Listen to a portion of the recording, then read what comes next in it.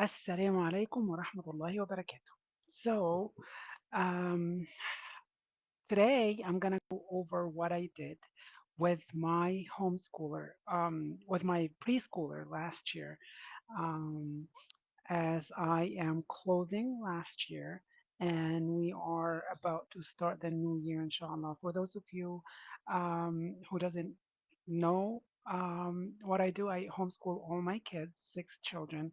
Um, and my youngest was a preschooler last year. She was a 4 year old. Um, and We do kind of a year round because we take a lot of holidays during our religious holidays. So we take, for example, Ramadan off, except for Quran and math.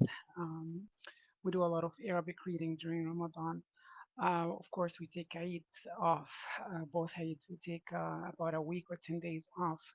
And when we go visit families, or we're just tired or sick, or life happens, we take days off. So we tend to have, throughout the years, I've been homeschooling since my oldest, who is 18-year-old now.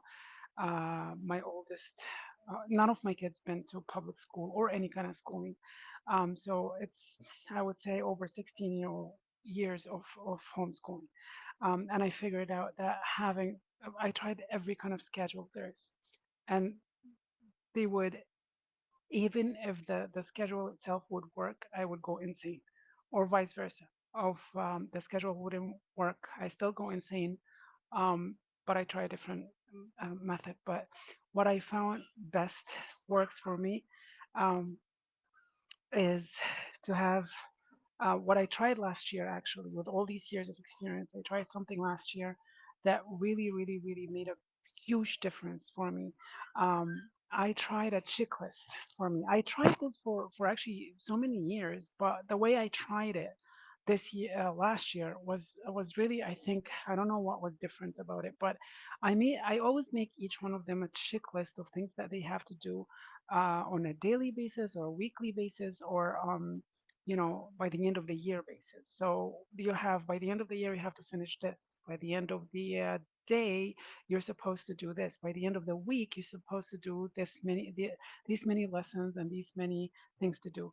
But what I did different this year is that I made myself a checklist for the kids that I work with on a daily basis, everything. So the older three, I only mentor and supervision. The younger three, I would do everything with them. So I had a fourth grader, a first grader, and a preschooler. These are the young ones. So, you know, um, I will just concentrate on or focus on my preschooler today. Um, for my preschooler, and for all my kids that age, what I would focus on is how to read or prepare them to read Arabic, mainly Arabic. I would, on the side, I would go over the just the letters and the phonics of, or maybe just the letters, recognition, letter recognition for English. That's about it as far as English goes. I would do, uh, go over the letters with them. Like I have this. Um, where is it? I have for the English. Sorry, for the English, I would just have these flashcards, and all I have to go through is just the letters, big and small, A and B, just letter recognition, shapes, uh, numbers. Well, I don't really do numbers because when I do Arabic and English at the same time, kids get confused and they just mix it up. So I don't do numbers yet. Colors I do, shapes I do. So that's pretty much what I do as far as English goes. And I got this from K-12. This actually I used this. This is when I did the virtual public school when I first started homeschooling with my oldest one. So this is like a 16-year-old or 14-year-old with me, these cards. So that's what I do. That's all I do for English. And we had ABC Mouse subscription, so I would let her do a lesson a day, and then she would play a little bit. For my preschoolers, I do not spend more than, my aim is half an hour. You know, if I do arts and crafts, if I do games or stuff, it would not and should not take more than an hour max with everything that I need to do. So, right here, this is my list with her. This gives me a peace of mind, and that's what really, really, really helped me a lot last year. This is my own checklist, so I would rotate between three of them, or sometimes six of them, if needed. Um, and I had, okay, so I'm done with, I did with the preschooler, I did this one, two, three, so that if I take a break or if I go see another child or if I have to just, have a phone call or an appointment, I come back and I look at my list and it's like, oh, I haven't done this with them yet, um, alongside their own list. So each one of these kids would have the exact same, more or less the exact same list for them, so that I get them into the habit of, making checking off their list, going down their list of the day. For Quran, all of us would have, including myself, we have things to memorize, new review, old review. So let's say we have finished six surahs, for example. So that would be my old review. So I would go and I use this with her, my first Quran with pictures, only because I like them to get a brief understanding of what the surah is about. We don't, for my preschoolers, although her comprehension anyway is not that much. So I would just show her the picture. I would explain her. I would answer her questions if she has questions about a picture. So I would go down Surah An-Nas. I would tell her, for example, so that would be my old review. And I would do one surah or two surahs. It depends how she's feeling for the day. So like we have this bookmark, and I would go every day doing one or two surahs of her old review, one of the 10 surahs that she, for example, have memorized. So that's our old review. Wouldn't take 5, 10 minutes, not even 5 minutes. All right. The way I do it with her, I read it once because she's already memorized it. I still sometimes she would just recite it if she knows it really good by heart.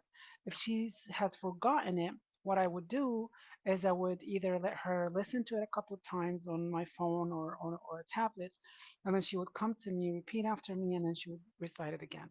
If she did a Whether she did a good job or a bad job, I move on, because the point is it's an old review. I have to keep on going, reviewing all the old stuff, and then we're gonna come back to it. And the hope is every time we come back to it, it will improve. That's the hope.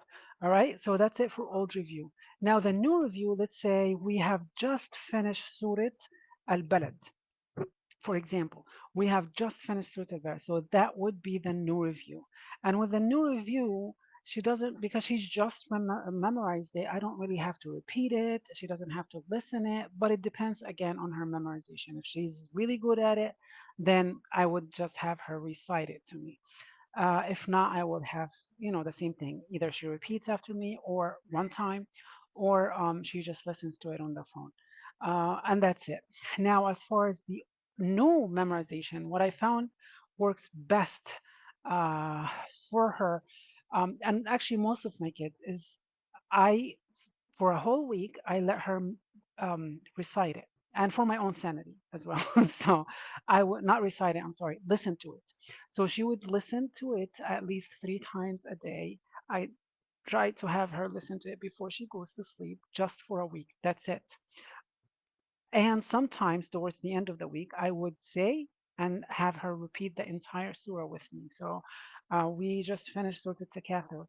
Um, we went to Al-Balad and then we came back to Takatha because we skipped it, because I know it's one of the swears that always gives me a hard time with the kids. So we went back to it, and the way I did it is, this is this is, again, after so long time of trying different methods, I found out that this is the best that at least works with my kids. Having them listen to the surah over and over and over, and then after listening, this is stage number one. Stage number two, repeating after hearing it. So I would say the ayah and have them repeat it. And of course, because she's 4 years old and some of her pronunciation articulation is not perfect, I try to make as much as much as I can and as much as she can, corrections. Sometimes she still doesn't know how to pronounce certain letters. I don't bother with her. If I know she can, I would repeat it a few times till she gets it. If I know that she can't and she's still learning the articulation of this letter, I just move on. And then that's stage two, repeating after me. And then stage three is actual memorization. So I have her repeat after me and then say it, and then repeat and say it again. Um, and then I would do, and with a preschooler, I play it by the ear. I see how she is able to respond to me and work with me. If she's not in the mood, I drop everything again for my own sanity. And I tell her, okay, that's fine. It's okay. How about you just listen to it? That's okay. All right. That's it for Quran. That's all we do for Quran. Sometimes I actually, this, my first, I got it from Medina, I believe Medina.com. But it's available online. So many places have this, and now they have coloring book that goes with it. So towards the end of the, I found this out about a couple months ago. So I bought it. She got so excited a little bit about it, but then she wasn't really interested anymore to color. But that's also something I try to when we're doing the surah. I give her the exact same picture, but in black and white. Oh, it's right here. So this one right here. That's how they have. So we'll do the surah and I will have her every time we do it, especially when she's repeating after me. She would be bored. So I would get her this and I ask her to color as she's repeating after me. And that's something else with the little ones. When they're repeating the Quran or when they're trying to, you have them do something that doesn't require them to do work, they get bored easily. So what I let her do is maybe get her Play-Doh, get her blocks. As long as she is, repeating and focusing on what I'm saying, then I have no problem. But once I sometimes with my older one, the um, then 6 year old, when I do that with him and I feel that he's losing focus, then I tell him, okay, please just put this aside for now, look at me and repeat after me. So it depends. Sometimes they do need to work with something because they're bored or they're not focusing. So they need something to play with. But if that thing started to let them not focus, then I put it aside. Okay. Um, for Islamic studies, um, I did a little bit of, um, to be honest, I did the intention was to use the Palestinian curriculum. And I did for maybe a couple months, and it was good. And it's available online. You download it, and I print it, and then I bind it. The Palestinian curriculum. You write and Minhaj al-Falastini, and then they have it. It's available for you to download for free, and that's what I do. And I print and I bind it. We did it. It was very basic though. Um, so I did the first book. They have two books for the first semester, the second semester. I finished the first book. It was good, but it was very basic. It was mostly stuff that she already knew. But then we did mostly through stories. I didn't really have a curriculum afterwards. We do a nous, which is in Arabic again. It's a collection. Her older siblings do actual classes that is based on reflection and names of Allah mainly.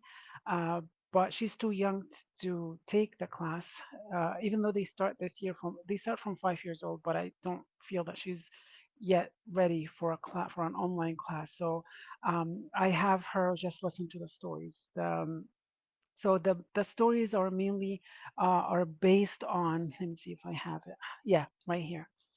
So the stories are the main character is Anos, and what he does is he reflects on everything he sees, on himself, his family, nature, animals, everything, and then connects it to Allah and the names of Allah.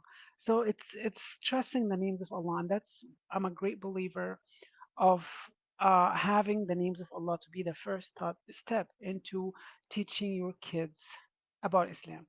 And that's what actually this um, curriculum and notes is based on. All right. So I just do the stories. They have a whole curriculum based on these stories, but for her, I just did the stories and I keep repeating it. And my plan for this year is to do exactly the same thing. I'm using this for this year, and I'm also using this as it's another book series in Arabic based on the names of Allah. So with these two combination of books, that will cover my Islamic studies for my supposedly kindergarten this year. That's it for Islamic studies. And again, this is a story. It wouldn't take, sometimes I push it to story time at night. So it's not even part of my daily school time. As far as Arabic, I do the Nuraniya. We reached with my, we reached up to Tanween. We did the first 5 lessons. So she knows the letters, she recognized the letters, the sound of the letters, all the way up to with the harakat. She doesn't know how to read yet, but we only do a lesson or a couple of, like, not the entire lesson, of course. We do a couple of lines. So, for example, so for this, for example, the harakat, it took her a while to understand the concept. So I would do just one. Sometimes I would do just one letter, all right, till she understands what I'm talking about, or one line. And sometimes she's so good that I do 3 or 5 lines. So that's mainly how I do it. Um, and then sometimes I would incorporate some sort of manipulative. So we would play bingo. For that's when we were working on letter recognition and sound. We would try to match these cards with these wooden cards, and this is like she would it has a different texture than the card itself. So, and it's out of wood. So she would touch it when in the very beginning when she would when we would work on the letter recognition. That's it. All right. So different kind of games. I would,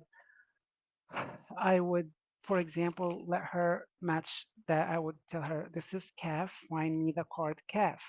Or I would throw this all over the floor and I would ask her to go find calf. Um, so different kind of games when we would do Arabic. And again, that wouldn't take more than if she likes the game and she would ask me, oh, I want to play it again. So it would take 15 minutes max for the Arabic. Islamic studies would take 10 minutes.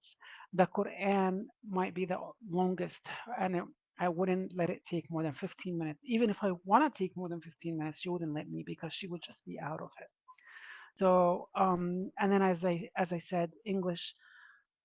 Um, English, I just do the, letter recognition. That's it. I don't even bother with phonics. Sometimes I do tell her that A makes a sound A or B makes a sound B sometimes, but I don't bother with her telling at this age. I don't, it doesn't really concern me much for her to repeat after me or to be able to recognize on her own right now because once my goal has always been once they know how to start reading in Arabic, that's when I have to worry about English because they pick up English very fast. I noticed and I learned it the hard way when I first tried to do English first with my oldest one, then Arabic was a complete failure.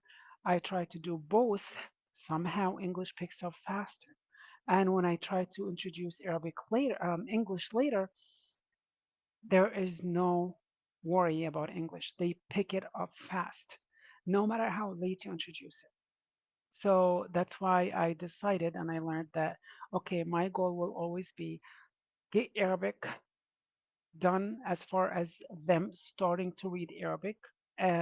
So that would be, for example, to reach in Nuraniya, it would be to reach this level, right? The like 3 or 4 letter words to be able to read this. Once they finish the 6th lesson, and Qada Nuraniya, that's when, by then, as far as English, they would at least know the letters and recognize the letters.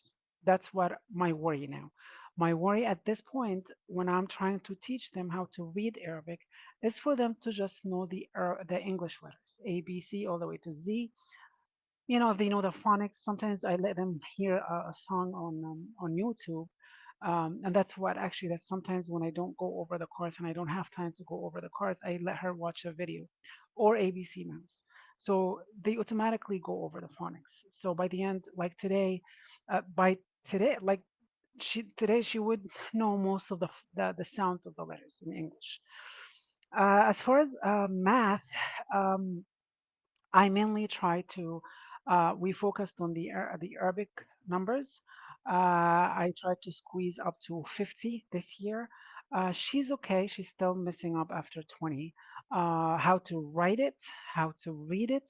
And we started doing a little bit of taking away and addition, and all in Arabic.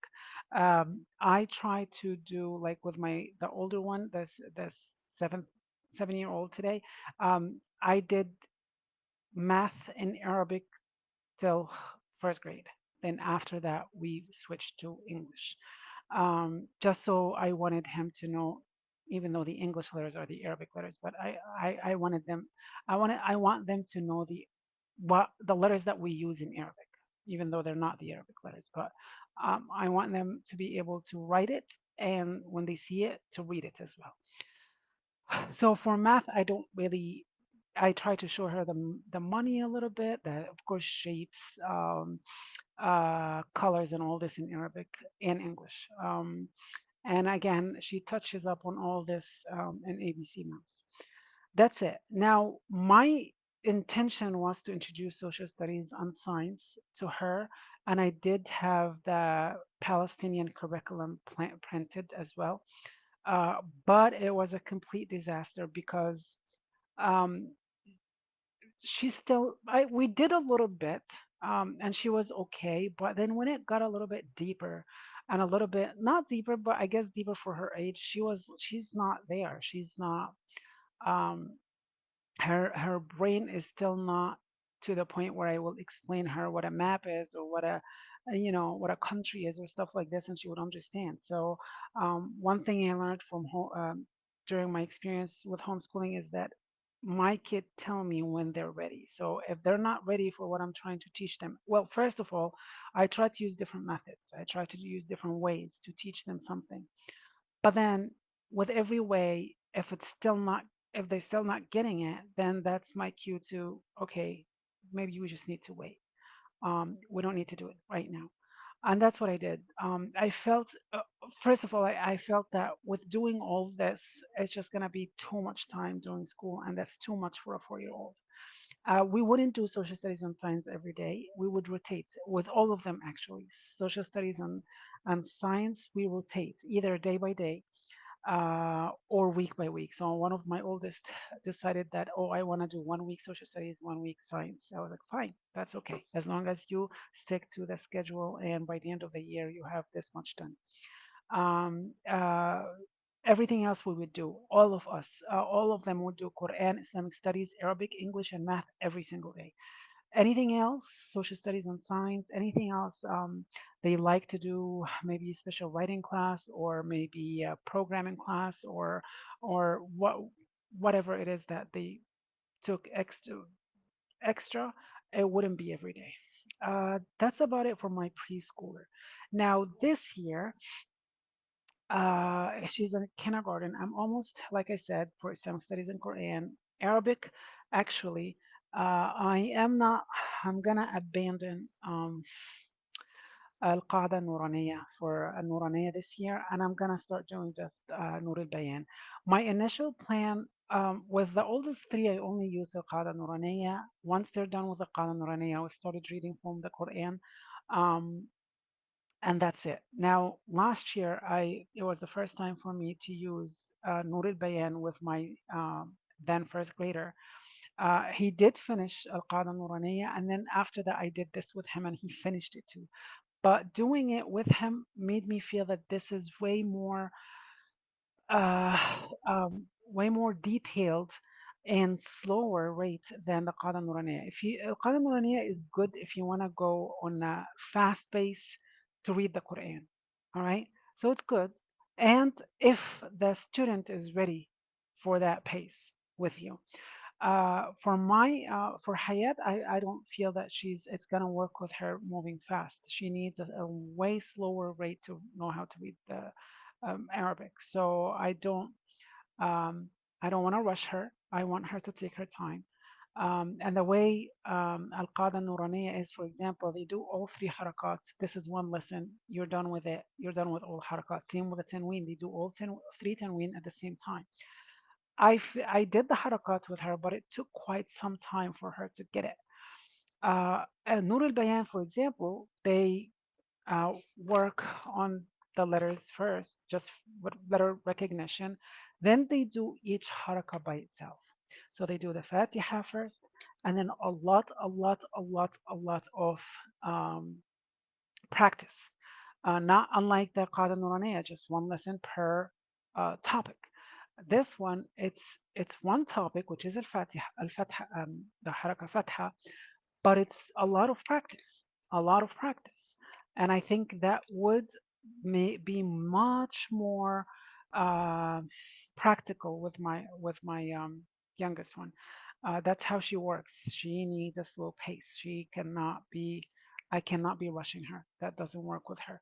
And it's more colorful. So she's gonna, when I showed it to her, she's like, yeah, I want this one. So she likes the color. So it works for everybody. And the slower rate with a child who needs a slow rate pace is also good for your sanity. So that's about it.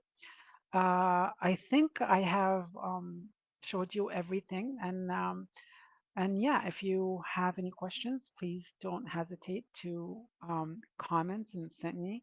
And that's it. Thank you. I hope this video um, benefits those who need it.